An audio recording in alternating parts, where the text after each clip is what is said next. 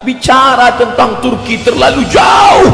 Kita yang berada di Asia Tenggara, apa hubungan kita dengan Turki? Tapi mereka yang membaca sejarah dengan baik, Sultan Hamengkubuwono, Sultan Yogyakarta menunjukkan prasasti bahwa Turki pernah menitipkan kekuasaan kepada Sultan Hamengkubuwono. Buktinya masih dipegang sampai sekarang. Apa maknanya?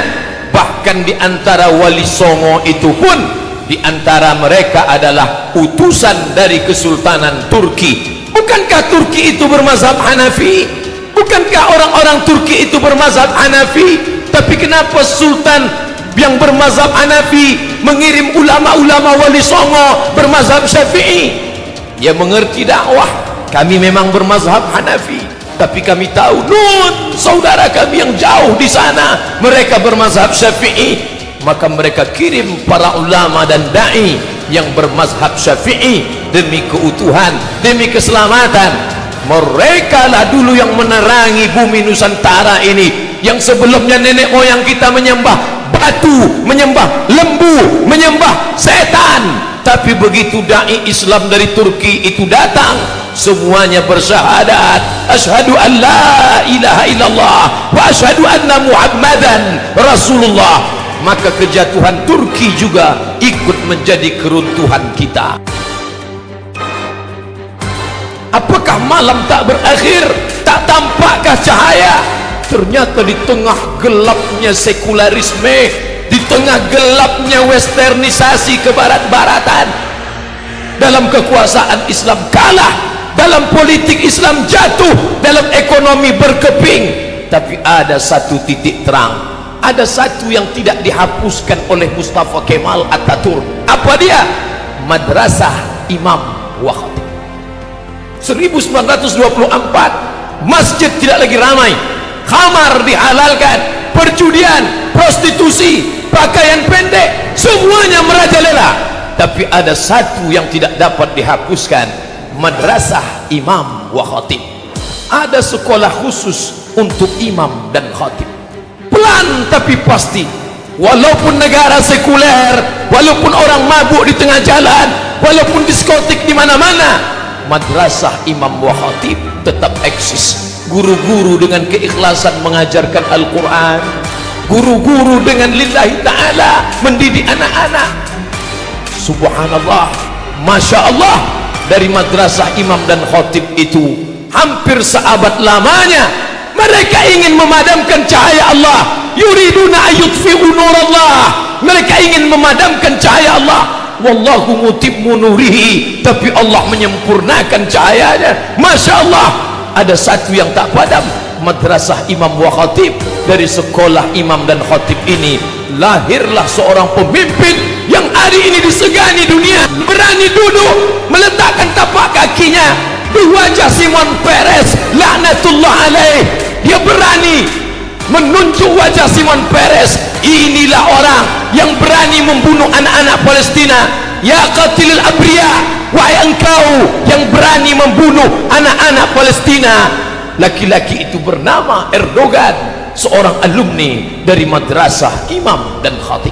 Kita boleh kalah dalam bidang ekonomi, kita boleh kalah dalam bidang politik, tapi ada satu yang tak pernah mati, pendidikan Islam. Mari kita tanamkan agama Islam di dalam diri anak-anak kita. Banyak orang yang tidak sabar dengan keadaan ini, lalu mereka menempuh jalur kekerasan, radikalisme, bunuh, bakar, hancurkan. Ini bukan ajaran Islam. Islam datang dengan kelembutan. Ud'u ila sabili rabbik, ajak mereka ke jalan Tuhanmu bil hikmah, dengan kata-kata yang santun dan lembut, wal mau'izatil hasanah, dengan curi taudadan, contoh yang baik, keteladanan, keagungan, kemuliaan. Andai dia ingin berdebat, debatlah dia. Wajadilhum, debatlah billati hiya ahsan, dengan cara yang lembut, dengan cara yang santun, dengan cara yang baik. Di lokal itu guru tetap mengajarkan Bismillahirrahmanirrahim, Alif Lam Mim. Ternyata keikhlasan itu berbuah. Hari ini Eropa, Amerika gentar ketika disebut nama Erdogan. Kenapa? karena di dalam diri itu ada kekuatan. Allah berjanji, wa may yartadda minkum an dinih, siapa di antara kamu yang murtad, kalian tinggalkan agama ini, fasawfa ya'tillah, Allah akan ganti. Andai murtad semua orang ini, apakah Allah rugi? Wa may yanqalib ala aqibaihi, siapa yang meninggalkan agama ini, falan yadurrallaha syai'a, Allah tidak rugi walau sedikit pun. Allah tidak akan merasa rugi walau sedikit pun. Ketika semua orang Turki meninggalkan Islam, ketika mereka merubah masjid menjadi museum, ketika mereka melarang perkumpulan, apakah rugi Allah? Wa may yartadda minkum an dinihi, siapa yang murtad meninggalkan agama ini, fasawfa ya'tillah, Allah akan ganti. Dengan apa Allah mengganti? Biqaumin, dengan sekelompok orang, yuhibbuhum wa yuhibbunah, Allah cinta kepada mereka dan mereka pun cinta kepada Allah. Yujahiduna fi sabilillah, mereka berjihad di jalan Allah dan mereka tidak takut sedikit pun, karena yang mereka perjuangkan adalah bumi Allah, yang mereka tolong adalah hamba-hamba Allah, dan mereka mengharapkan balasan hanya dari Allah Subhanahu wa ta'ala. Setiap pagi, petang, siang dan malam kita katakan, innaka la tukhliful mi'ad, engkau tidak ingkar janji. Itu terlalu jauh Bapak Khotib, itu terlalu jauh Pak Ustaz, itu tidak terjadi di tempat kita. Bisa saja terjadi. Jangan bangga dengan masjid yang besar, jangan bangga dengan masjid yang megah. Kurang megah apalagi masjid Hagia Sophia yang mereka robah menjadi museum. Kurang hebat apalagi Masjid Al-Amra, Masjid Cordoba di Spanyol. Tapi hari ini orang tidak lagi boleh sholat di sana. Di tempat mihrabnya terpancang palang salib terbesar di Spanyol. Itu terjadi di mana saja. Kalau tidak kita wariskan agama Islam ini untuk anak cucu kita di masa akan datang, apa yang terjadi di Turki bisa juga terjadi. Embrio-embrionya, bibit-bibitnya sudah nampak hari ini.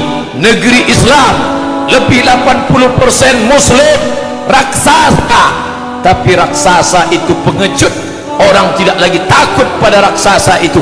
Dengan menantang, mereka berani mencalonkan diri sebagai kepala daerah di negeri markas Islam, di negeri pusat Islam, di negeri simbol Islam. Apa artinya? Tidak lagi ada ketakutan kepada umat Islam. Umat Islam bisa dibeli dengan materi. Asabakumul wahnu, kalian terkena penyakit wahan, kalian kena penyakit wahan. Sahabat bertanya, wa mal wahnu ya Rasulullah, apa wahan itu wahai Rasulullah? Rasul menjawab, hubbud dunya, hubbud dunya, kalian terlalu cinta pada dunia. Wa karahiyatul maut, kalian takut mati, kalian takut meninggalkan dunia. Maka itulah yang membuat umat ini tidak dihargai. Musuh-musuh bisa membeli iman kita, membeli baju kita, membeli akidah kita. Islam KTP-nya, Islam bapak ibunya, tapi imannya sudah dibeli orang lain. Suaranya dibeli dengan harga 500.000, dengan 50.000 serangan fajar. Mereka tersenyum. Orang yang tidak mandi wajib dan tidak bersunat itu berani menjadi pemimpin kita. Maka Islam tidak mengajarkan itu.